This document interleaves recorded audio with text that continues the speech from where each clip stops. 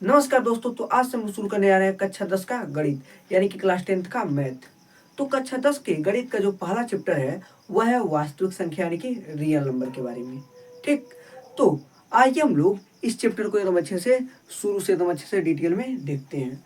तो यह जो चैप्टर है, इस चैप्टर में आपको ज़्यादातर संख्या के प्रकार पर जो आधारित प्रश्न है ज़्यादातर मिलेंगे। ठीक, तो क्यों ना हम सबसे पहले संख्या के बारे में पूरा एकदम अच्छे से जाने कि वे संख्या कितने प्रकार के होते हैं और जो जो संख्या के प्रकार होते हैं उनके बारे में एकदम अच्छे से अगर हम जान जाएं तो ये हमारा जो चैप्टर है एकदम आसान हो जाएगा। क्योंकि इस चैप्टर में ज़्यादातर आपको संख्या के प्रकार पर आधारित प्रश्न आपको देखने को मिलेंगे। तो वह जो प्रश्न है आपसे आसानी से हल हो सके, इसीलिए हम लोग सबसे पहले कहाँ शुरू करते हैं, संख्या से, कि वे संख्या के कौन कौन से कितने प्रकार होते हैं, उन प्रकारों को एकदम अच्छे से हम लोग देखते हैं। तो आइए हम लोग शुरू करते हैं। ठीक, तो देखिए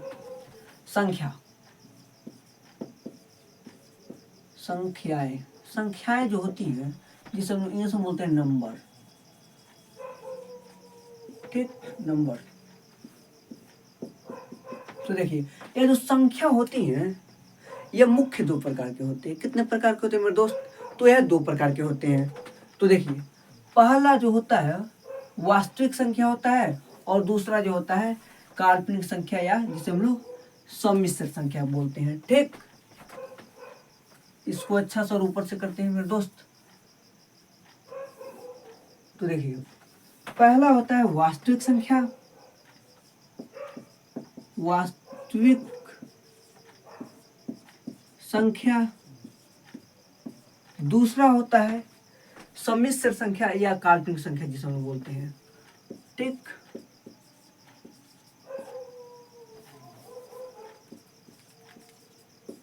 सम्मिश्र संख्या या काल्पनिक संख्या जिसे हम लोग बोलते हैं। ठीक, तो संख्या कितने प्रकार के होते हैं मेरे दोस्त? तो पहला होता है वास्तविक संख्या, दूसरा होता है सम्मिश्र या काल्पनिक संख्या जिसे हम लोग बोलते हैं। देखिए वास्तविक संख्या को इंग्लिश में बोलते हैं रियल नंबर और काल्पनिक संख्या को इंग्लिश में बोलते हैं इमेजिनरी नंबर, जिसे हम लोग हिंदी में एक और नाम से जानते हैं सम्मिश्र संख्या के नाम से। ठीक, कोई दिक्कत नहीं। अब आइए हम लोग सबसे पहले समझते हैं वास्तविक संख्या में कौन कौन से नंबर आते हैं। तो देखिए अगर हम वास्तविक संख्या का एग्जाम्पल देखें, अगर हम सबसे पहले वास्तविक संख्या का अगर हम एग्जाम्पल देखें तो जैसे इसमें आ जाएगा -2 हो गया, -1 हो गया, 0 हो गया, 1 हो गया, 2 हो गया, 2/3 हो गया, -5/3 हो गया, रूट के अंदर अंडर रूट के अंदर 5 हो गया, अंडर रूट के अंदर 7 हो गया। ठीक, और यहाँ पर जैसे मान लीजिए नीचे में आया तो यहाँ पर जैसे मान लीजिए यहाँ पर लिख दिया 2.5 हो गया, यहाँ पर हो गया 2.5555, ऐसे जानिए बार बार आ रहा है। ठीक, दशमलव के बाद जो 5 है वो बार बार आ रहा है। तो या तो हम इसे इस तरह लिख सकते हैं कि वे 2.5 पे हम लोग ऐसे बार लगा सकते हैं, क्योंकि दशमलव के बाद जो संख्या है यानी कि जो 5 है वो बार बार आ रहा है, तो इसीलिए हमने 5 पर क्या किया, बार लगा दिया। ठीक, तो इसे हम लोग इस तरह भी लिख सकते हैं, कोई दिक्कत नहीं। ठीक, अब इसमें एक और आ जाएगा, जैसे नीचे लिखते हैं 2.510 हो गया, 500 हो गया, 500 हो गया, ऐसे डॉट डॉट डॉट एक एक जीरो बढ़ते जा रहे हैं। और इसमें एक और आया पाई भी आ जाता है। ठीक, ये सब जितना आपने यहाँ पर संख्या देख रहे हैं ये सब जो हमारे हैं ये सब वास्तविक संख्या है यानी कि रियल नंबर है। ठीक, तो ये सब किस में आ जाएंगे मेरे दोस्त? तो ये सब वास्तविक संख्या यानी कि रियल नंबर में आ जाएंगे। तो भैया अब आप लोग बोलेंगे तो भैया सम्मिश्र संख्या यानी कि काल्पनिक संख्या में कौन कौन सी संख्या आ जाएंगे? तो भैया काल्पनिक संख्या यानी कि जो सम्मिश्र वाली संख्या है इसमें कुछ नहीं। कैसे हम लोग सबसे पहले जानिए कैसे हम लोग पहचान सकते हैं कोई भी संख्या कौन सी काल्पनिक है कौन सी वास्तविक है? तो कुछ नहीं, इसमें एक सीधा सा होता है, अगर कहीं पर भी आपको अंडर रूट के अंदर कोई भी संख्या माइनस में मिल जाए तो समझ जाइएगा वह सम्मिश्र संख्या यानी कि काल्पनिक संख्या है। जैसे अंडर रूट के अंदर मान लीजिए लिख दिएगा -5, अंडर रूट के अंदर माइनस में मिल गया, समझिए काल्पनिक है। और अंडर रूट के अंदर जैसे यहाँ पर लिख दिया -7, ठीक। अगर अंडर रूट करने अपन लिख रहे -4, तो ये सब क्या है, ये सब काल्पनिक है। क्या है, ये सब काल्पनिक है। ठीक। अगर ऐसे आपको संख्या दिख जाए कि भैया अंडर रूट के अंदर कोई भी संख्या माइनस में दिख जाए तो समझ जाइएगा आप लोग काल्पनिक है। ठीक।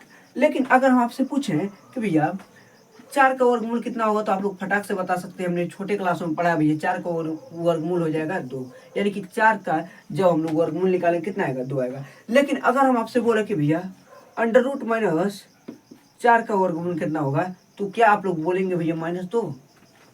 क्या आप लोग बोलेंगे -2? तो नहीं भैया, -2 यह गलत है। लेकिन ये अंडर रूट 4 का वर्गमूल जो है 2 सही है, लेकिन यह -2 जो है यह गलत है। तो इतना हमें डीप में नहीं जाने का है, अभी बस यहाँ तक समझिए कि भैया ये जो -2 आया है यह गलत है। यह जो चैप्टर है सम्मिश्र संख्या, यह हमें क्लास 11th में पढ़ना होता है। क्लास 11th में एक चैप्टर है सम्मिश्र संख्या के नाम से, चौथा चैप्टर ऐसे कुछ है। ठीक। तो हमें क्लास 11th में पढ़ना होता है सम्मिश्र संख्या के बारे में। अभी हमें केवल वास्तविक संख्या पर ध्यान देना है। तो देखिए यहाँ तक कोई दिक्कत भैया, वास्तविक संख्या में क्या आ जाएंगे, जैसे इतना हमने एग्जाम्पल लिया है यहाँ पर, तो ये सब क्या है, ये सब हमारे वास्तविक संख्या है। और यदि कहीं पर आपको अंडर रूट के अंदर माइनस में संख्या दिख जाए तो हमारी सम्मिश्र यानी कि काल्पनिक संख्या है। यहाँ तक कोई दिक्कत नहीं। अगर आप वास्तविक संख्या का डिफिनेशन लिखना चाहें तो लिख सकते हैं, हम बोल रहे हैं आप लिख सकते हैं कि भैया परिमेय व अपरिमेय संख्या के सम्मिलित रूप को हम लोग वास्तविक संख्या बोलते हैं। लेकिन अब आप लोग बोलेंगे भैया अब परिमेय अपरिमेय क्या है, तो भैया आपने छोटे क्लासों में पढ़ा होगा, थोड़ा बहुत ध्यान दिया होगा क्लास में, तो आपको बताया गया होगा परिमेय और अपरिमेय संख्या के बारे में। तो परिमेय और अपरिमेय संख्या के सम्मिलित रूप को हम लोग वास्तविक संख्या बोलते हैं। कोई दिक्कत नहीं। तो भैया अब आइए हमें परिमेय और अपरिमेय पर ध्यान देना है। यानी कि यह जो वास्तविक संख्या है यह भी 2 प्रकार का होता है, परिमेय और अपरिमेय। ठीक। कितने प्रकार का होता है मेरे दोस्त, तो यह 2 प्रकार के होते हैं, परिमेय और अपरिमेय। तो देखिए यहाँ पर यह जो वास्तविक संख्या होते हैं यह भी 2 तरह के होते हैं। कितने प्रकार के होते हैं मेरे दोस्त, तो भी 2 प्रकार के होते हैं। पहला होता है आपका परिमेय संख्या,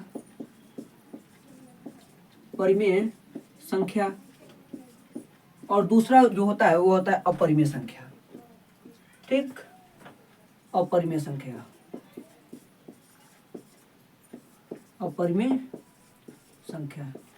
तो पहला क्या होता है, वास्तविक संख्या 2 प्रकार के होते हैं। पहला होता है परिमेय संख्या, दूसरा होता है अपरिमेय संख्या। आप छोटे क्लासों में परिमेय और अपरिमेय के बारे में पढ़े होंगे, और परिमेय और अपरिमेय के सम्मिलित रूप को हम लोग वास्तविक संख्या बोलते हैं। यानी कि यहाँ पर जितने भी आप वास्तविक संख्या के एग्जाम्पल दिख रहे हैं या परिमेय और अपरिमेय संख्या के भी एग्जाम्पल हैं, क्योंकि परिमेय और अपरिमेय संख्या के सम्मिलित रूप को ही हम लोग वास्तविक संख्या बोलते हैं। अगर हम बात करें कि परिमेय संख्या को इंग्लिश में क्या बोलते हैं, तो परिमेय संख्या को इंग्लिश में बोलते हैं रेशनल नंबर, और अपरिमेय संख्या को इंग्लिश में बोलते हैं इरेशनल नंबर। यहाँ तक कोई दिक्कत नहीं। अब आइए हम लोग समझते हैं सबसे पहले परिमेय संख्या के बारे में। तो देखिए अगर हम परिमेय संख्या को डिफिनेशन की मदद से जानना चाहें तो हम लोग जान सकते हैं कि जिस संख्या को p/q के रूप में लिखा जा सकता है, ध्यान से सुनिएगा, जिस संख्या को p/q के रूप में लिखा जा सकता है वैसे संख्याओं को हम लोग परिमेय संख्या यानी कि रेशनल नंबर बोलते हैं। और q बराबर कभी भी 0 नहीं हो सकता। तो अगर हम परिमेय संख्या को डिफिनेशन की मदद से देखें तो क्या होगा, जिस संख्या को p/q के रूप में लिखा जा सकता है, p/q के रूप में लिखा जा सकता है, और q बराबर कभी भी आपका 0 नहीं हो सकता। यानी कि ये जो q है, q की जगह आप कभी भी 0 नहीं ले सकते। ऐसे संख्या को परिमेय संख्या बोलते हैं। अब अगर हम बात करें अपरिमेय संख्या यानी कि इरेशनल नंबर किसे कहते हैं, तो इसका ठीक उल्टा होता है, परिमेय संख्या का ठीक उल्टा होता है। यानी कि जिस संख्या को p/q के रूप में नहीं लिखा जा सकता है वैसे संख्याओं को हम लोग अपरिमेय संख्या बोलते हैं। क्या बोलते हैं, वैसे संख्याओं को हम लोग अपरिमेय संख्या बोलते हैं। तो जिस संख्या को p/q के रूप में नहीं लिखा जा सकता है, के रूप में नहीं लिखा जा सकता है,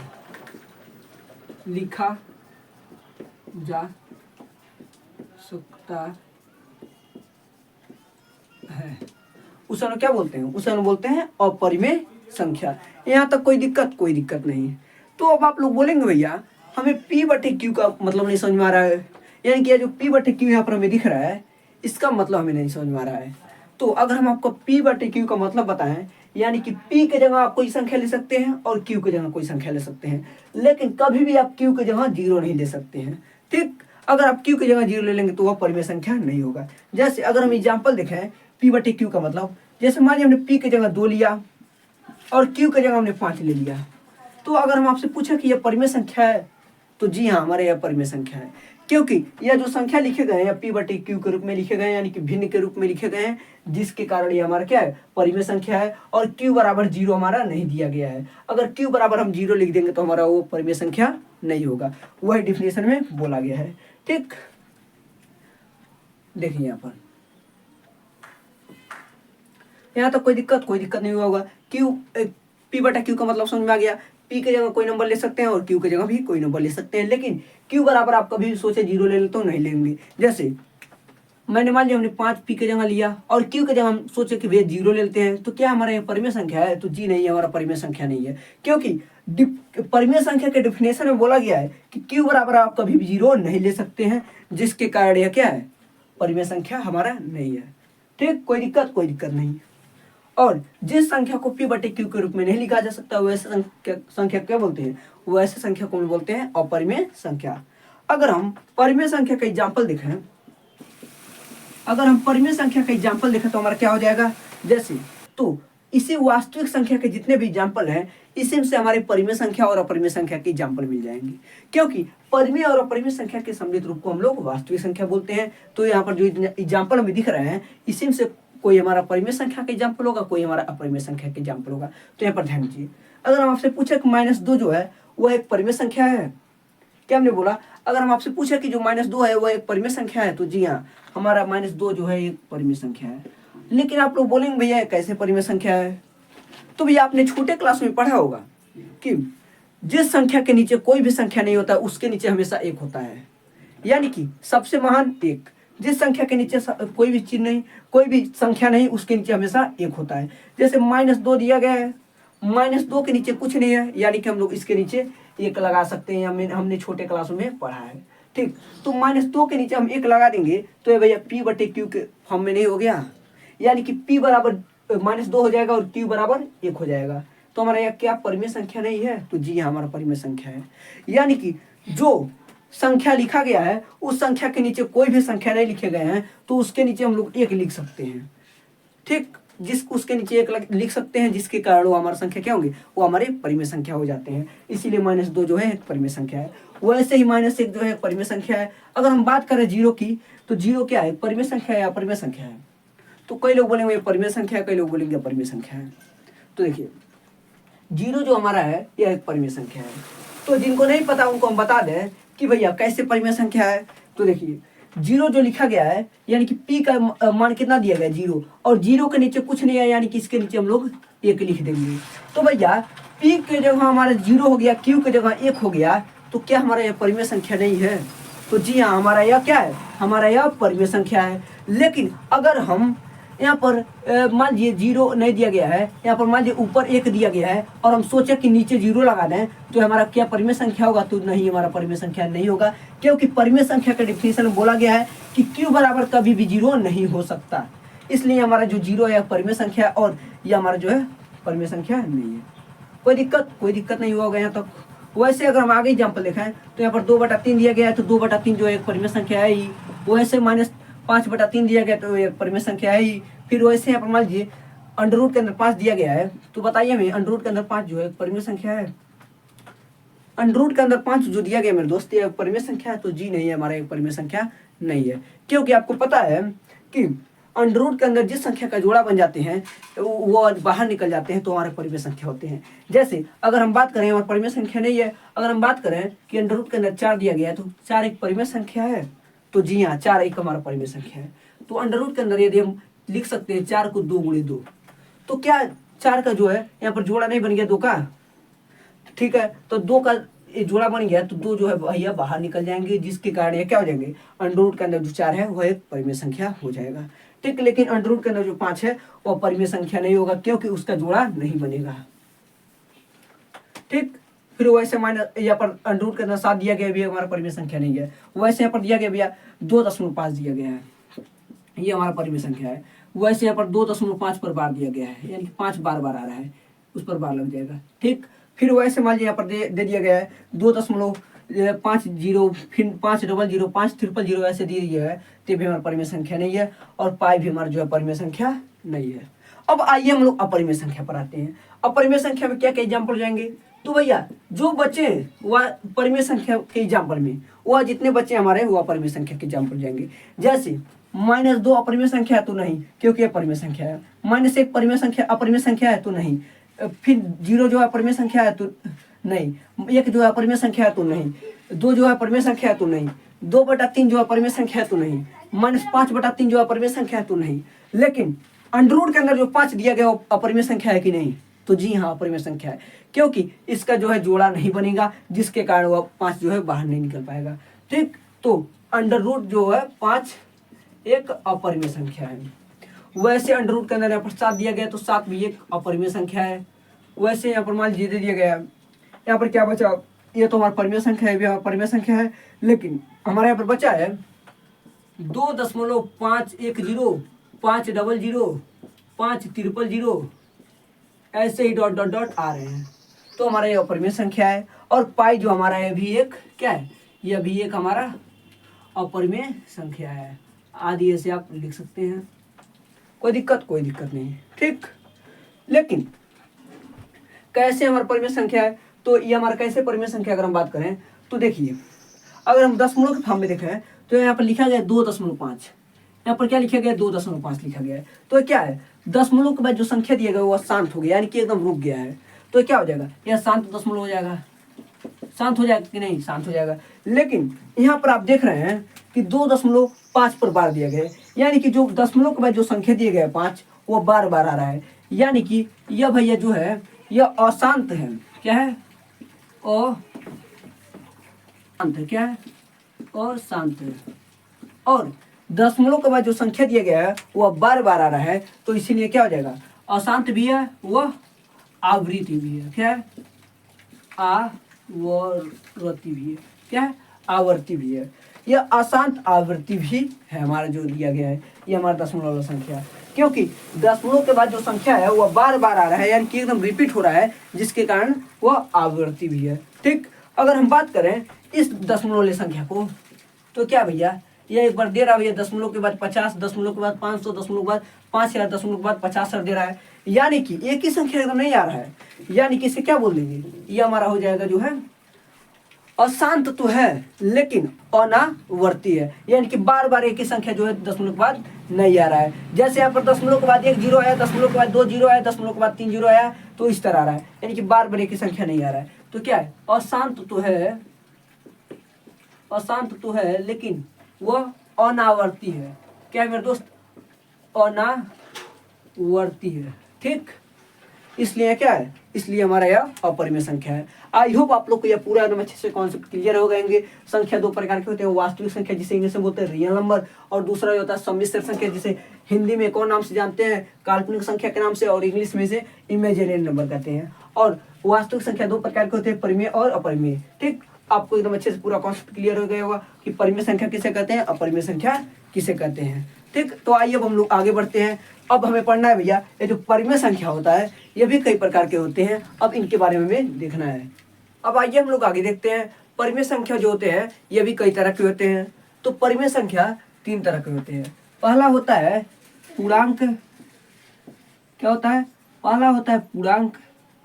ठीक, और दूसरा होता है पूर्ण संख्या। दूसरा क्या होता है, दूसरा होता है पूर्ण संख्या, और तीसरा जो होता है वो होता है प्राकृतिक संख्या। प्राकृतिक संख्या, प्राकृतिक संख्या को आप ये भी बोल सकते हैं प्राकृत संख्या। ठीक, कोई दिक्कत नहीं। अब आइए इनका हम लोग इंग्लिश में नाम जान लेते हैं कि पूर्णांक को इंग्लिश में क्या बोला जाता है, पूर्ण संख्या को इंग्लिश में क्या बोला जाता है, प्राकृतिक संख्या को इंग्लिश में क्या बोला जाता है।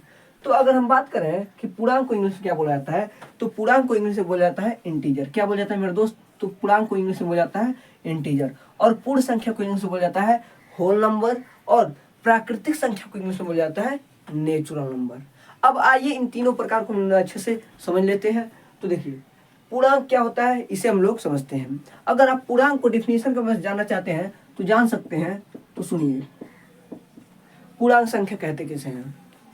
तो देखिए, धनात्मक व ऋणात्मक तथा शून्य के सम्मिलित रूप को हम लोग पूर्णांक कहते हैं। तो क्या हमने बोला मेरे दोस्त? तो धनात्मक व ऋणात्मक तथा शून्य के सम्मिलित रूप को हम लोग क्या बोलते हैं?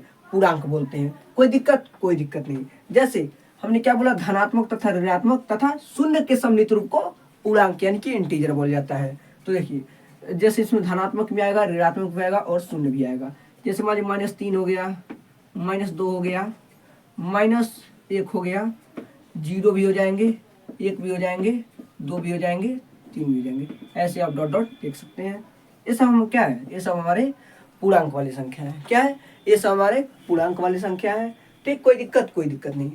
और देखिए एक चीज और, या जितने भी एक से अगर हम देखें, एक से आप जहां तक देखना चाहें, ये जितने भी संख्या आएंगे ये सब हमारे हो जाते हैं धनात्मक पूर्णांक यानी कि पॉजिटिव इंटीजर। और अगर माइनस में हम देखें यानी कि 0 से पहले अगर माइनस में हम देखें तो ये सब जितने भी हमारे संख्या आएंगे ये सब हमारे हो जाते हैं ऋणात्मक पूर्णांक यानी कि नेगेटिव इंटीजर हो जाते हैं। ठीक, और ये 0 बचा तो ये हमारा ना ही पॉजिटिव होता है ना ही निगेटिव होता है, 0 0 होता है। कोई दिक्कत यहाँ तक? कोई दिक्कत नहीं। अब इस पूर्णांक की मदद से आप होल नंबर यानी कि पूर्ण संख्या को और प्राकृतिक संख्या को समझ सकते हैं एकदम आसानी से, कुछ नहीं मेरे दोस्त। तो देखिए, अब देखिए पूर्णांक संख्या, पूर्ण संख्या क्या होता है? तो देखिए, पूर्ण संख्या में आप कुछ मत कीजिए, केवल यह पूर्णांक में जो संख्या है निगेटिव, पॉजिटिव, 0 सब है ना, तो केवल निगेटिव वाली संख्या को साइड कीजिए 0 से अनंत तक। क्या? 0 से अनंत तक जितने भी संख्या आएंगे 0 से अनंत तक वो हमारे पूर्ण संख्या हो जाएंगे, मीन्स होल नंबर हो जाएंगे। कोई दिक्कत? कोई दिक्कत नहीं। तो होल नंबर कहाँ शुरू होता है मेरे दोस्त? अगर हम पूछें तो आप लोग बोलेंगे भैया केवल इंटीजर में जो निगेटिव वाले संख्या है उसको साइड कीजिए, 0 से स्टार्ट कीजिए और अनंत तक जाइए, वैसे संख्या को हम लोग पूर्ण संख्या यानी कि होल नंबर बोलते हैं। ठीक, तो होल नंबर कहाँ शुरू होता है? तो 0 शुरू होता है, 1 हो गया, 2 हो गया, 3 हो गया, ऐसे आप देख सकते हैं जहां तक दिखना है। ठीक, तो ऐसा हमारे क्या हो जाएंगे? होल नंबर हो जाएंगे। केवल निगेटिव वाले को साइड कीजिए, 0 से स्टार्ट कीजिए, होल नंबर हमारे हो जाएंगे। 0 1 2 3 4 ऐसे आप इन्फिनिटी तक देख सकते हैं। कोई दिक्कत? कोई दिक्कत नहीं। अब आइए हम लोग समझते हैं प्राकृतिक संख्या। तो देखिए, प्राकृतिक भी कुछ नहीं मेरे दोस्त, प्राकृतिक भी कुछ नहीं है। केवल होल नंबर में से या इसमें से आप केवल 0 और निगेटिव वाले को साइड कर दीजिए। देखिए, पूर्णांक में से 0 और निगेटिव वाले को साइड कीजिए, 1 से अनंत तक आप देख लीजिए, पूरे हमारे प्राकृतिक संख्या हो जाएंगे। यदि होल नंबर बात करें तो होल नंबर में केवल 0 को साइड कर दीजिए और 1 से अनंत तक जितने भी हमारे संख्याएं आएंगे वो हमारे प्राकृतिक संख्या हो जाएंगे। यहाँ तक कोई दिक्कत? कोई दिक्कत नहीं।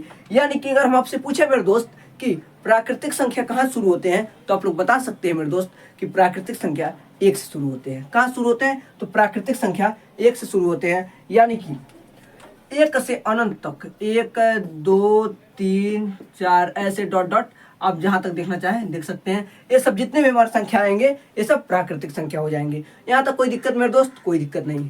तो देखिए, अब आगे देखिए, हमने क्या बताया कि पूर्णांक संख्या किसे कहते हैं? तो धनात्मक व ऋणात्मक तथा शून्य के सम्मिलित रूप को पूर्णांक बोलते हैं। ठीक, यदि इसी पूर्णांक में से हम जो ऋणात्मक वाली संख्या उसको साइड कर दें और 0 से अनंत तक हम देखें तो हमारे पूर्ण संख्या हो जाएंगे, और इसी पूर्ण संख्या में से केवल 0 को साइड करें, 1 से अनंत तक देखें तो हमारे प्राकृतिक संख्या हो जाएंगे। यहाँ तक कोई दिक्कत? कोई दिक्कत नहीं। अगर हम आपसे पूछे भैया पूर्ण संख्या कहाँ शुरू होता है यानी कि होल नंबर कहाँ शुरू होते हैं, तो आप लोग आसानी से बता सकते हैं भैया होल नंबर जो है 0 से अनंत तक जाता है। ठीक, फिर उसके बाद अगर हम आपसे पूछे प्राकृतिक संख्या कहाँ शुरू होते हैं, तो भैया प्राकृतिक संख्या 1 से शुरू होता है, अनंत तक जाता है। देखिए, प्राकृतिक संख्या क्यों है ये? क्योंकि भैया यह प्राकृतिक है यानी कि नेचुरल है।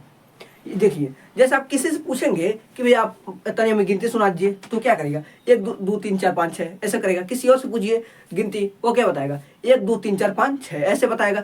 वो 0 तो शुरू नहीं करेगा, यानी कि वह 1 से ही शुरू करेगा। यानी कि नेचुरल है कि वह 1 से ही शुरू करेगा। तो इसलिए क्या है, यह प्राकृतिक संख्या हमारे हो जाते हैं। आई होप आप लोग को यहाँ तक पूरा कॉन्सेप्ट एकदम अच्छे से क्लियर हो गए होंगे। अब हमें देखना भैया यह जो प्राकृतिक संख्या होते हैं ये भी कई तरह के होते हैं, इसको हमें देखना है केवल। फिर उसके बाद हमारे जो संख्या के प्रकार हैं ये एकदम अच्छे से खत्म हो जाएंगे। फिर उसके बाद हम लोग देखेंगे एक्सरसाइज पे चलेंगे, अपने पहले चैप्टर के एक्सरसाइज पे चलेंगे। अच्छे से क्वेश्चन को एकदम अच्छे से हम लोग हल करना सीखेंगे।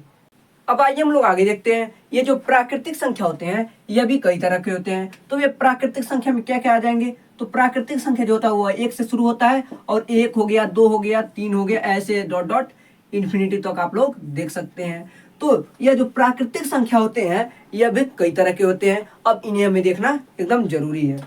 तो देखिए प्राकृतिक संख्या जो होते हैं यह मुख्य जो होते हैं 4 तरह के होते हैं। कितने तरह के होते हैं, यह 4 तरह के होते हैं। तो पहला क्या होता है मेरे दोस्त, तो पहला होता है सम संख्या, ठीक। और दूसरा क्या होता है, तो दूसरा होता है विषम संख्या, विषम संख्या। और तीसरा क्या होता है, तो तीसरा होता है अभाज्य संख्या। क्या होता है, अभाज्य संख्या। और चौथा जो होता है वो होता है भाज्य संख्या। क्या होता है, चौथा भाज्य संख्या होता है, ठीक। कोई दिक्कत यहां तक, कोई दिक्कत नहीं, ठीक। तो पहला क्या होता है, पहला होता है सम संख्या, दूसरा होता है विषम संख्या, तीसरा होता है अभाज्य संख्या, चौथा होता है भाज्य संख्या। कोई दिक्कत, कोई दिक्कत यहां तक नहीं। तो देखिए अब हम लोग समझते हैं सबसे पहले सम संख्या होता क्या है। क्या हम समझते हैं सम संख्या होता क्या है, फिर उसके देखेंगे इसका एग्जाम्पल। तो देखिए एक बात कि सम संख्या आप लोग सीधा सीधा याद रखिएगा, हम जिस तरह आपको बताएंगे। देखिए वैसे संख्या जो 2 से पूर्णतः विभाजित हो जाए वो वैसे संख्या को हम लोग सम संख्या कहते हैं। एकदम सीधा सीधा याद रखना है। वैसे संख्या जो 2 से पूर्णतः विभाजित हो जाए यानी कि सीधा सीधा कट जाए वैसे संख्या को हम लोग सम संख्या कहते हैं, ठीक। कोई दिक्कत यानी कि इवन नंबर कहते हैं, ठीक। तो देखिए वैसे संख्या जो 2 से पूर्णतः विभाजित हो जाए वैसे संख्या क्या कहते हैं मेरे दोस्त, तो सम संख्या कहते हैं। तो कौन कौन से ऐसे आपको संख्या दिख रहा है कि जो 2 से पूर्णतः विभाजित हो जाएंगे, एकदम शुरू से देखिएगा। तो देखिए एक तो भैया 2 से पूर्णतः विभाजित नहीं होगा तो ये हमारा सम संख्या नहीं होगा। फिर अगर हम 2 को चेक करें तो 2 जो है 2 से पूर्णतः विभाजित हो जाएगा एक बार में, यानी कि 2 जो हमारा है सम संख्या है। क्या है, 2 जो हमारा है सम संख्या है।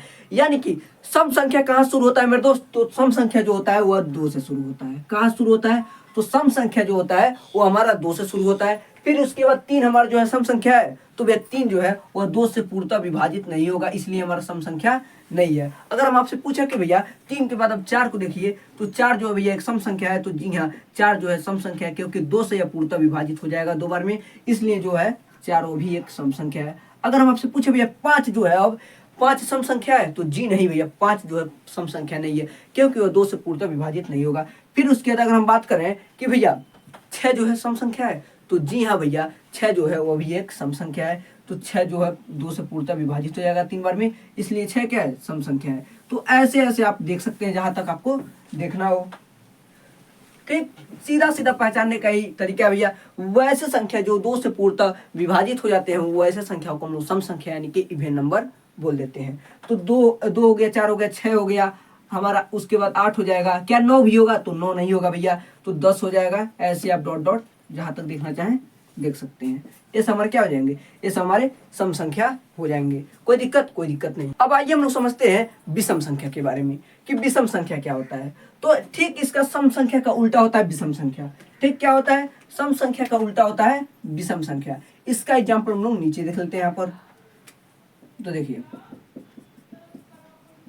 विषम संख्या क्या होता है, इसका ठीक उल्टा होता है, यानी कि वैसे संख्या जो 2 से पूर्णतः विभाजित नहीं हो वैसे संख्या को हम लोग क्या बोल देंगे, विषम संख्या। जैसे हम लोग शुरू करेंगे यानी कि 1 से चेक करेंगे, तो भैया 1 जो है 2 से पूर्णतः विभाजित हो जाता है, तो नहीं भैया 1 जो है 2 से पूर्णतः विभाजित नहीं होता है। यानी कि विभाजित नहीं हुआ तो विषम संख्या हो जाएगा, अगर विभाजित हो जाता तो सम संख्या हो जाता, ठीक। यानी कि 1 जो हमारा क्या है, वो हमारा एक विषम संख्या है।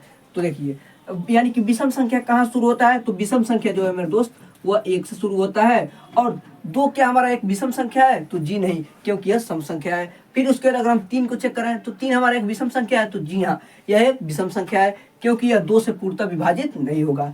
तो 2 1 हो गया, 3 हो गया। फिर उसके बाद 5 हमारा विषम संख्या है, तो जी हाँ हमारा विषम संख्या है, क्योंकि वो सम संख्या में नहीं आया है।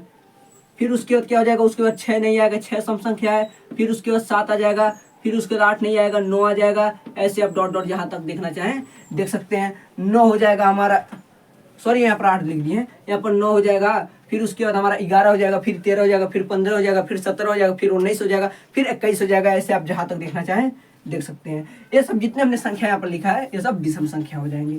ठीक, कोई दिक्कत नहीं। तो एक बार रिविजन वालिए। देखिए सम संख्या क्या होता है, तो वैसे संख्या जो 2 से पूर्णतः विभाजित हो जाए वैसे संख्या को हम लोग सम संख्या बोलते हैं। तो सम संख्या कहाँ शुरू होता है, तो 2 से शुरू होता है। फिर उसके बाद विषम संख्या की बात करें तो वह विषम संख्या क्या होता है, तो वैसे संख्या जो 2 से पूर्णतः विभाजित ना हो वैसे संख्या को हम लोग क्या बोलते हैं, विषम संख्या बोल देते हैं। यानी कि मेरे दोस्त विषम संख्या कहाँ शुरू होता है, तो 1 से शुरू होता है, 1 से इनफाइनाइट तक आप जहाँ तक देखना चाहें देख सकते हैं विषम संख्या को।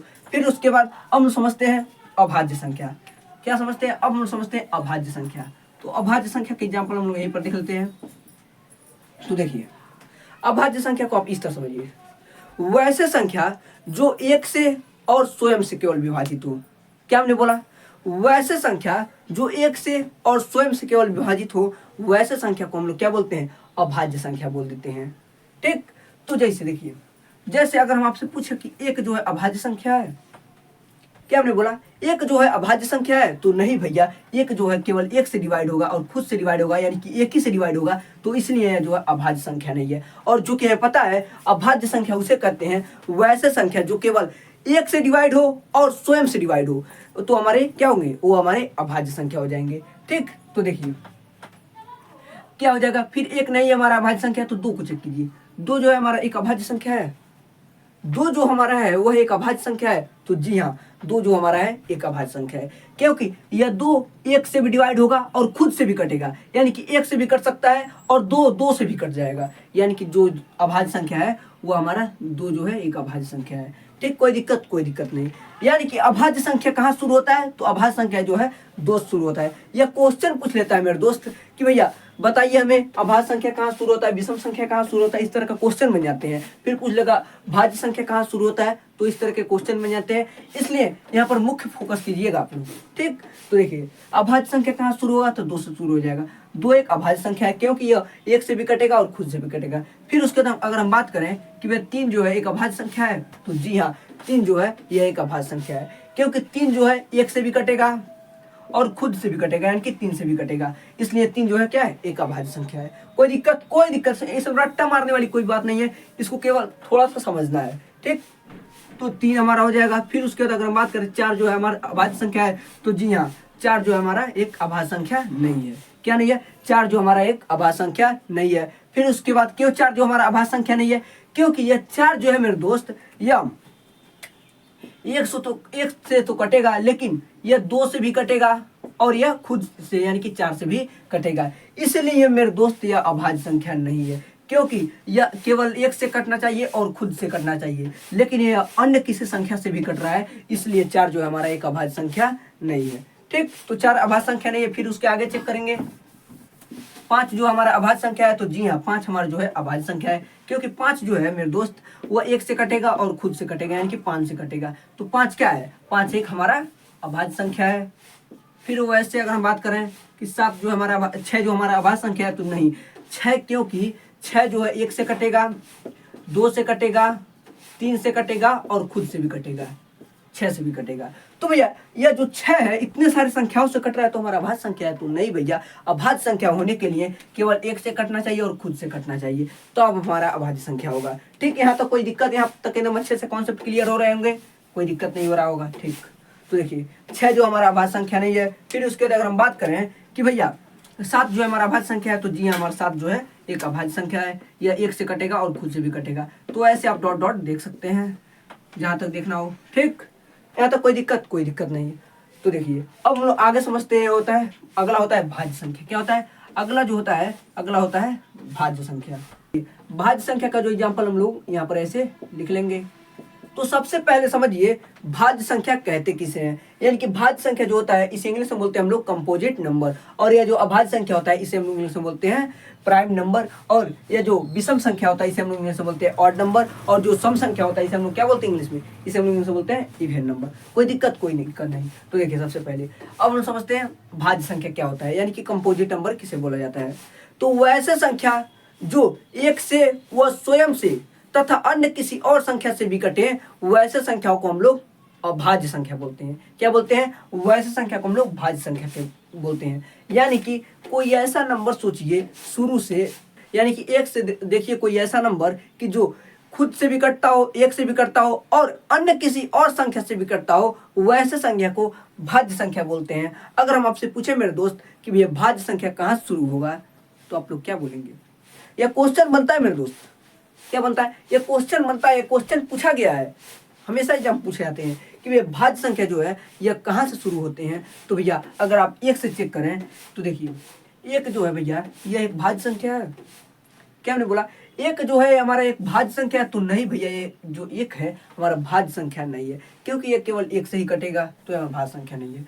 फिर अगर हम दो को चेक करें कि भैया दो जो हमारा एक भाज्य संख्या है, तो नहीं भैया दो जो हमारा भाज्य संख्या नहीं है, क्योंकि दो जो है केवल एक से कटेगा और यह क्या कटेगा, ये केवल दो से कटेगा। यानी कि एक से कट रहा है और खुद से कट रहा है, तो वैसे संख्या को भैया अभाज्य संख्या बोला जाता है। तो यहाँ पर हमने पूछा है भाज्य संख्या, यानी कि वैसे संख्या जो एक से भी कटे, दो अपने खुद से भी कटे और अन्य किसी और संख्या से भी कटे, वैसे संख्या को हम लोग भाज्य संख्या बोलते हैं। फिर एक नहीं हुआ, दो नहीं हुआ, अब हम लोग तीन को चेक करेंगे, तो तीन जो है हमारा भैया वो अभाज्य संख्या है, तो नहीं भैया क्योंकि वो अभाज्य संख्या है। फिर अगर हम चेक करें कि भाई चार जो है ये हमारा एक भाज्य संख्या है, क्या हमने बोला? चार जो है हमारा वो एक भाज्य संख्या है। तो देखिए चेक कीजिए, यह जो चार हो भैया यह एक से भी कटेगा, और चार जो है मेरे दोस्त यह दो से भी कटेगा, और चार जो है मेरे दोस्त यह चार से यानी कि खुद से भी कटेगा। तो यहाँ पर हमें दिख रहा है भैया चार जो है एक से कट रहा है और स्वयं से भी कट रहा है और अन्य किसी और संख्या से भी कट रहा है, यानी कि दो से भी कट रहा है मेरे दोस्त। तो यह क्या हो गया? यह हमारा भाज्य संख्या हो जाएगा। तो यही तो होता है मेरे दोस्त भाज्य संख्या का डिफिनीशन कि भैया वैसे संख्या जो खुद से भी कटे, एक से भी कटे और अन्य किसी और संख्या से भी कटे, वैसे संख्या को हम लोग क्या बोलते हैं? भाज्य संख्या बोलते हैं। यानी कि हमें यहाँ पर एक बात पता चला कि भैया जो भाज्य संख्या होता है वह कहाँ से शुरू होता है मेरे दोस्त? तो भाज्य संख्या जो होता है वह चार से शुरू होता है। कहाँ शुरू होता है? तो भाज्य संख्या जो होता है चार से शुरू होता है। यह हमेशा भैया एमसीक्यू में पूछ लिया जाता है कि भैया बताइए कि भाज्य संख्या जो होता है वह कहाँ से शुरू होता है? तो भाज्य संख्या जो होता है मेरे दोस्त वह चार से शुरू होता है। फिर अगर हम आपसे पूछे कि भैया पाँच जो है भाज्य संख्या है, क्या पाँच जो है भाज्य संख्या है? तो नहीं भैया यह भाज्य संख्या नहीं है, क्योंकि यह केवल एक से कटेगा और दो से कटेगा, सॉरी पाँच से कटेगा। ठीक, यानी कि एक से कट रहा है और खुद से कट रहा है, इसलिए यह अभाज्य संख्या है। इसलिए क्यों नहीं भाज्य संख्या है? क्योंकि यह केवल एक से कट रहा है और पाँच से कट रहा है, तो वो ऐसे संख्या को हम क्या बोलते हैं? वह संख्या को हम लोग अभाज्य संख्या बोलते हैं। और पाँच जो है अभाज्य संख्या है। फिर उसको हम छः को चेक करेंगे, तो छः जो है मेरे दोस्त वह क्या, वह एक भाज्य संख्या है। छः जो है वह क्या एक भाज्य संख्या है? तो जी हाँ, छः जो है मेरे दोस्त वह एक भाज्य संख्या है। क्यों भाज्य संख्या है? क्योंकि छः जो है वह एक से भी कटेगा, दो से भी कटेगा, तीन से भी कटेगा और खुद से भी कटेगा, यानी कि छः से भी कटेगा। तो यह भाज्य संख्या नहीं हुआ। तो भैया हमें यहाँ पर क्या दिख रहा है? यानी कि यह एक से तो कट ही रहा है, खुद से तो कट ही रहा है, लेकिन अन्य किसी और संख्या से भी कट रहा है, तो वैसे संख्याओं को ही तो हम लोग भाज्य संख्या बोलते हैं मेरे दोस्त। वैसे संख्या को ही हम लोग भाज्य संख्या नहीं बोलते हैं मेरे दोस्त। तो जी हाँ, तो वैसे संख्या को हम लोग क्या बोलते हैं? भाज्य संख्या बोलते हैं। तो छः क्या हमारा, छः भी हमारा क्या है मेरे दोस्त? तो ये भी एक भाज्य संख्या है। कोई दिक्कत नहीं हो रहा होगा। फिर अगर हम आगे पूछें कि भैया सात जो है वो एक भाज्य संख्या है, तो नहीं भैया वो सात जो है एक भाज्य संख्या नहीं है, क्योंकि वो अभाज्य संख्या है। फिर अगर हम आपसे पूछे कि भैया आठ जो है वो भाज्य संख्या है, तो जी हाँ वो एक भाज्य संख्या है, क्योंकि यह एक से भी कटेगा, दो से भी कटेगा, चार से भी कटेगा, आठ से भी कटेगा, तो यह क्यों ये भाज्य संख्या है? तो जी हाँ ये हमारा एक भाज्य संख्या है। फिर उसके बाद अगर हम आपसे बोलें कि भैया नौ जो है वो एक भाज्य संख्या है, नौ जो है वो एक भाज्य संख्या है, तो जी हाँ मेरे दोस्त नौ जो है वो हमारा एक भाज्य संख्या है, क्योंकि यह नौ भैया एक से भी कटेगा, तीन से भी कटेगा, ठीक, और नौ से भी कटेगा, यानी कि एक और खुद से तो कट ही रहा है, लेकिन अन्य किसी और संख्या से भी कट रहा है, यानी कि तीन से भी कट रहा है, इसलिए क्या है? इसलिए हमारा भाज्य संख्या हो जाएगा। फिर उसके बाद अगर हम आपसे पूछे कि भैया 11 जो है वो भाज्य संख्या होगा, तो नहीं भैया वो अभाज्य संख्या होगा, क्योंकि वो केवल एक से कटेगा और खुद से कटेगा। फिर अगर हम आपसे पूछे कि भाई 12 जो है वो एक भाज्य संख्या है, तो जी हाँ 12 जो है हमारा एक भाज्य संख्या है। फिर अगर हम आपसे पूछे कि भैया 13 जो है वो भाज्य संख्या है, तो नहीं भैया 13 अभाज्य संख्या है, यानी कि प्राइम नंबर है। तो क्यों प्राइम नंबर है? क्योंकि वह एक से कटेगा और खुद से कटेगा, इसलिए वह प्राइम नंबर है। फिर अगर हम आपसे पूछे कि भाई 14 जो है वह एक भाज्य संख्या है, तो जी हाँ 14 जो है वह एक भाज्य संख्या है, क्योंकि यह खुद से कटेगा और एक से तो कटेगा, लेकिन अन्य किसी और संख्या से भी कटेगा, दो से भी कटेगा, सात से भी कटेगा, ऐसे अन्य किसी और संख्या से भी कटेंगे, तो ऐसे संख्या को हम लोग क्या बोलते हैं? वैसे संख्या को हम लोग बोलते हैं भाज्य संख्या यानी कि कंपोजिट नंबर। आई होप आप लोग को यहाँ तो पूरा कॉन्सेप्ट एकदम अच्छे से क्लियर हो गए होंगे। ठीक, तो आइए एक बार इसका इंग्लिश नाम जान लेते हैं सबका। तो देखिए, सम संख्या जो होता है वह उसे इंग्लिश में बोलते हैं हम लोग इवन नंबर, विषम संख्या को इंग्लिश में बोलते हैं ऑड नंबर, और अभाज्य संख्या को इंग्लिश में बोलते हैं प्राइम नंबर, और भाज्य संख्या को इंग्लिश में बोलते हैं कंपोजिट नंबर, या इसे आप बोल सकते हैं नॉन प्राइम नंबर।